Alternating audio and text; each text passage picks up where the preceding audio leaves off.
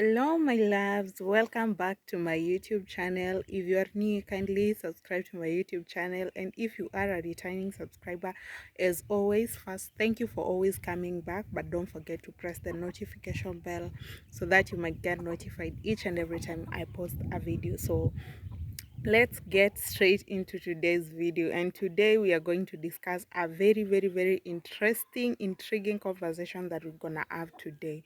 So, guys, in today's video, I want us to discuss about pricing value on yourself as you raise your standards. Yeah, we're going to discuss about that. Many other times you hear people saying, no, she or he is not of my standard. I can't date so and so because we are not of the same standard. Or you hear people say, so and so has raised her standards. She doesn't do such and such things or some things. So let's get to understand what raising your standards looks like. And the first statement I want to make in this video is that you cannot raise your standards before raising your value. So we are going to discuss about how you can raise your value so that you can raise your standards.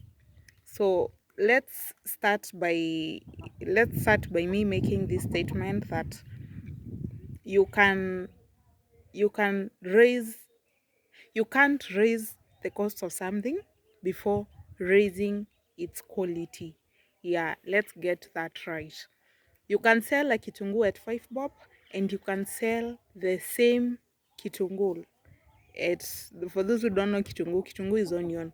You can sell one onion at 5 bob and you can sell the same onion at 200 bob.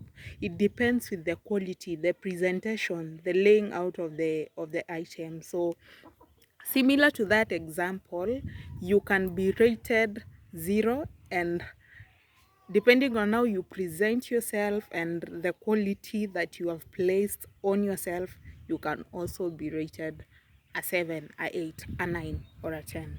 First thing you need to think about before you raise your standards is investing in yourself. Make sure that you invest in yourself, especially internally. Make sure that you have worked on your confidence enough, you've worked on your self-esteem enough, you have worked on the internal things you need to work on. You could be wearing very quality things, but if your confidence is at 2 in a scale of 1 out of 10, you can be underrated, or you can be considered of less value. So there are things you need to work on. You need to work on your confidence and you need to work on your self-esteem. A confident person carries a lot.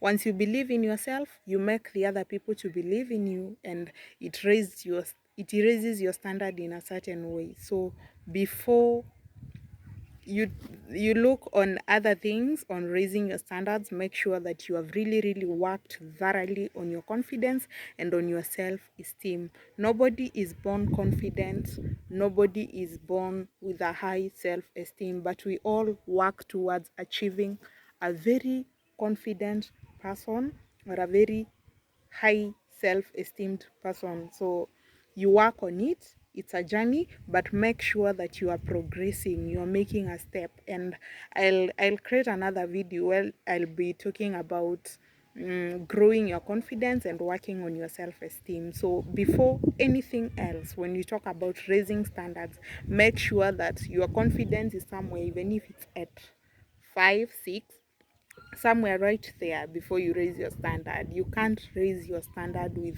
no confidence. You can't raise your standard without self-esteem. So make sure that you first work on your confidence and on your self-esteem. Then let's look into other things that will be considered, or which are ingredients towards raising your standards. So confidence and esteem are things that you need to work on thoroughly before you raise your standards. So let's get into outer things. And guys, the next thing that we need to consider when raising our standards or placing value on ourselves to raise our standards, the very other crucial thing is asking yourself, how much value do I place on myself so that other people can place value on me? So, do you treat yourself the way you want other people to treat you? Ask yourself that question. It is a very, very important question, and I know in so many cases we treat ourselves less, but we expect other people to treat us more than we treat ourselves. Let's do an example. If I don't know if this is the appropriate example to use, or okay, let me just use it. If you are used to taking maybe gosh, okay, if you are used to taking maybe water in the morning, not as a preference, but what you value yourself to take, but in so many instances we expect other people to give us coffee when we go to their places or anywhere, but you take water by yourself. For example, another example, you're used to taking carbohydrates as breakfast, but when you go to other people's places, you expect to get a balanced diet, or you want to be treated in a certain way that you'll be served a full course meal. So that's the nini. So make sure that you place some value on yourself so that other people might emulate that and treat you the same as you treat yourself. So it starts small by what you eat, what you wear, what you use for transport. It doesn't mean that we all buy our own cars or we all start wearing very, very expensive clothes. No, it doesn't mean you go buy a 5 million suit. Not really.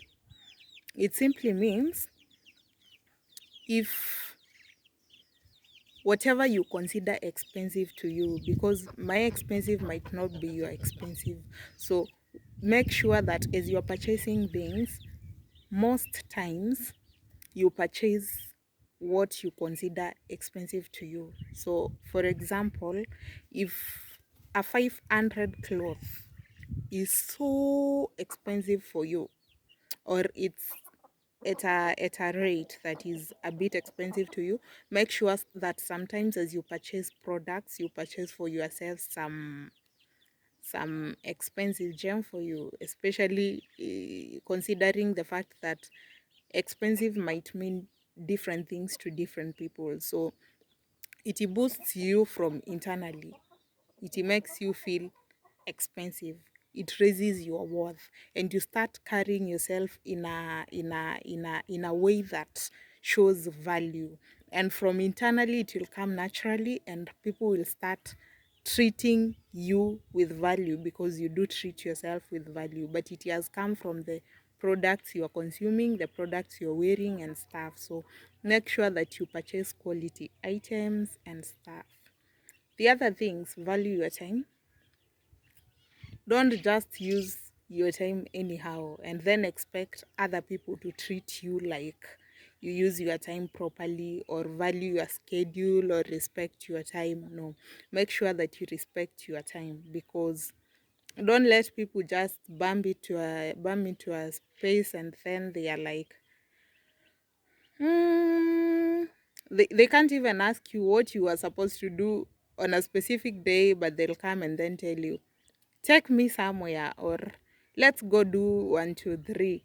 Allow people know that you have your own schedule, you have things to do before they come into your space and request you to go somewhere or to do something. So make sure that you have set a lane whereby people know that you are a busy person. Even resting is being busy. If it's your time for resting and someone wants you to take them somewhere, just tell them point blank, excuse me, I'm resting today, so I don't have time for that.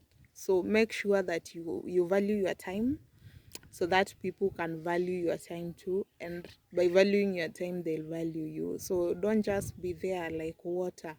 When it's flowing, when a river comes flowing this way, it will just go that way. No, that shows that you don't have standards and you are let me just call it valueless. So make sure that people don't drag you into their schedule, but have your own schedule, follow it, and accept to be dragged only when it's necessary, it's an emergency, or when you are benefiting something from the dragging. Okay, yeah, that's another thing that will help you set your value and standards.